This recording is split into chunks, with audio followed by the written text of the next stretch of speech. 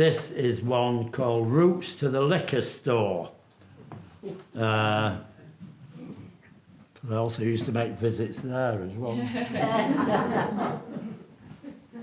And this was a particular liquor store next to what is now called the Neon Deli in Cross Street. Not that that matters, except that it took me past a lot of houses on an early evening in summer when I could see into the houses. But again, this is really about, I mean, most poems, maybe most works of art, are about human consciousness and the various ways in which it manages to express itself.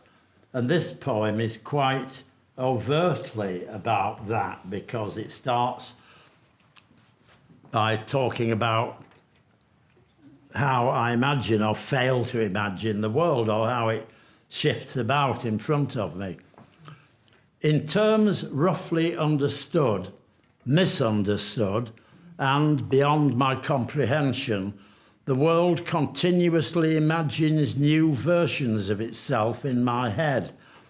I've been puzzled by the drifts of our loose bond ever since early childhood.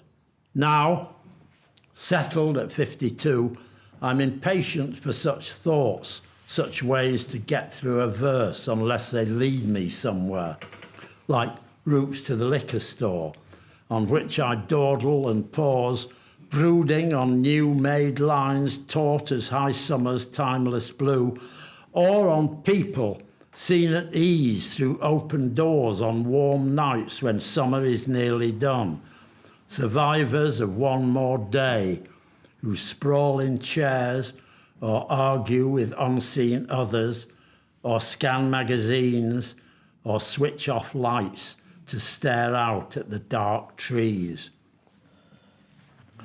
And that's one that's, I mean, a lot of the poems one writes you're no longer interested in. That's one that still interests me, partly because it starts with me in inner turmoil, as it were, thinking about my own consciousness. But by the end of the poem, I'm written entirely out of it. It's just people in their houses doing things.